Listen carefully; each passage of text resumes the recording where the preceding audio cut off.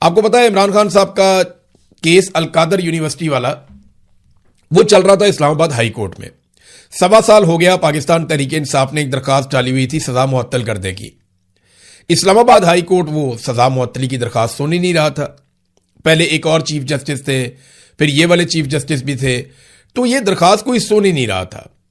1.25 سال سے نہیں سنی, لیکن ایک دم درخواست آتی ہے جناب کہ آپ اپیل سن لیں سزا کے خلاف. تو انہوں نے کہا جی ہم سزا کے خلاف جو اپیل والا کیس ہے وہ سن لیتے ہیں, جو سزا معطلی والا اس کو ہم برخاست کر دیتے ہیں, اس کو فارغ کر دیا. وہ درخواست ہی مسترد کر دی جہاں پہ عمران خان صاحب کی سزا معطلی ہونی تھی.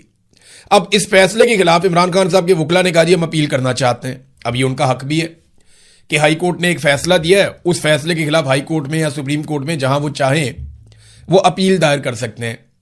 لیکن اپیل دائر کرنے کے لیے انہیں جانا پڑے گا عمران خان صاحب کے پاس اور وکالت نامے پہ دستخط کر کے عمران خان صاحب سے اجازت لے کر آنا پڑے گا.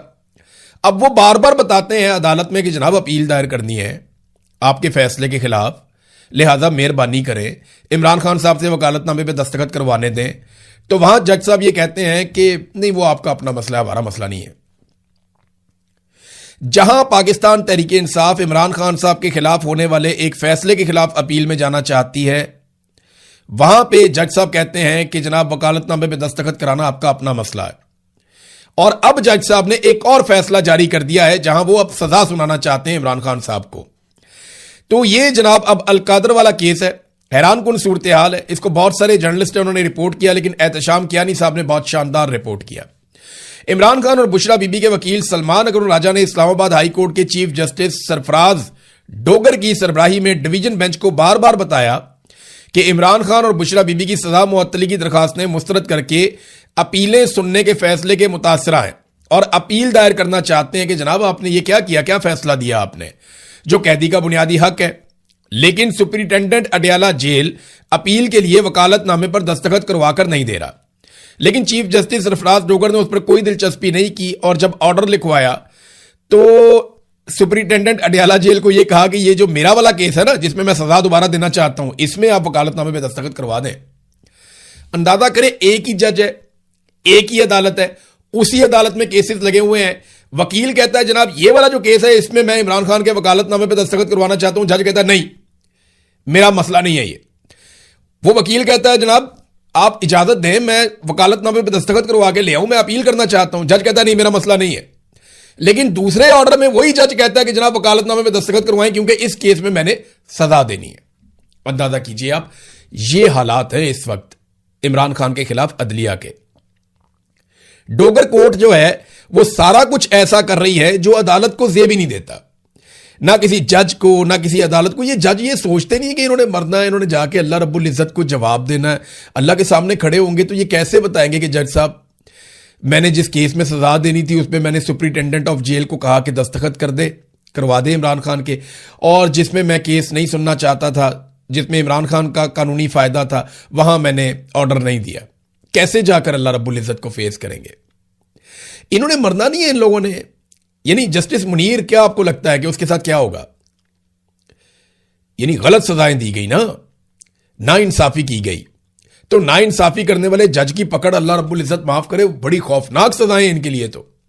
اور انہیں ڈر بھی نہیں لگتا. دنیا کے چھوٹے چھوٹے فائدے ہیں, ایک گاڑی لے لی, گھر لے لیا, تھوڑا پیسہ لے لیا, اور بچے کو اچھی جگہ پڑھا لیے, پاکستان سے باہر چھوٹی موٹی جائیداد بنا لی. اس قسم کے فائدے ہوتے ہیں نا نارملی جو اس قسم کے لوگوں کو مل جاتے ہیں. تو کیا ہے یہ سارا یہی رہ جائے گا, ختم ہو جائے گا. ایک چھوٹا سا جھٹکا لگتا ہے, ایک ہچکی آتی ہے, انسان چلا جاتا ہے دنیا سے.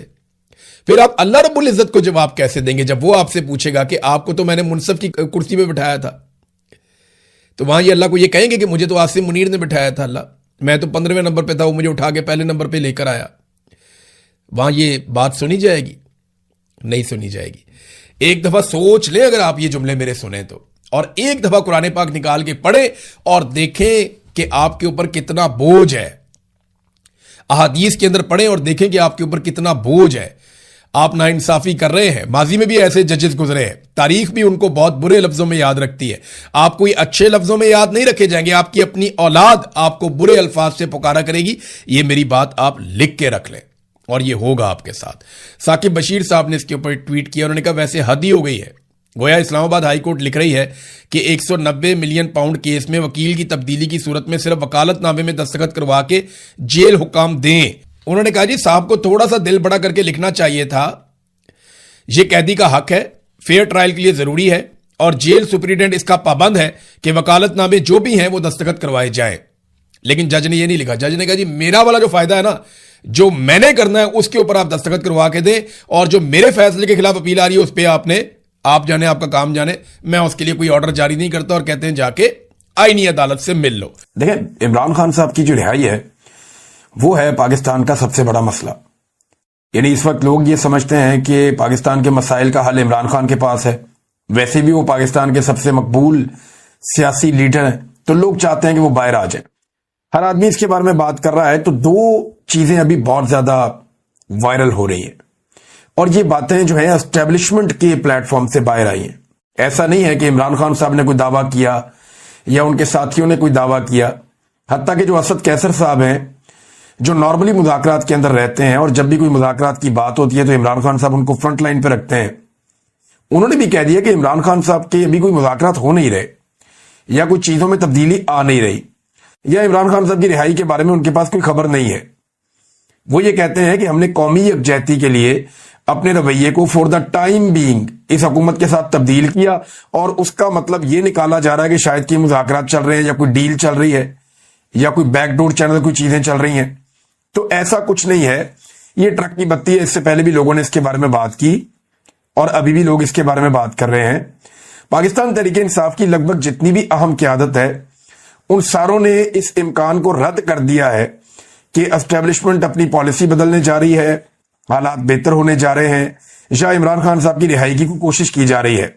ہاں, ایک خبر جو بہت بڑی خبر کے طور پہ سامنے آئی, جس میں نجم سیٹھی صاحب نے, زبیر علی خان صاحب نے, میرے ایک دو دوست اور ہیں, انہوں نے بھی یہ خبر دی ہے. تو یہ 4-5 لوگوں کی خبر ہے کہ جیل کے اندر ملاقات ہوئی تھی عمران خان صاحب سے, ایک اہم شخصیت کی جو غیر سیاسی ہے, اور عمران خان صاحب سے مدد مانگی گئی تھی. تو وہ عمران خان صاحب نے سپورٹ دے دی, اور وہ بات وہیں ختم ہو گئی. نہ عمران خان نے کوئی ڈیل مانگی, نہ انہیں کوئی ڈیل دی گئی.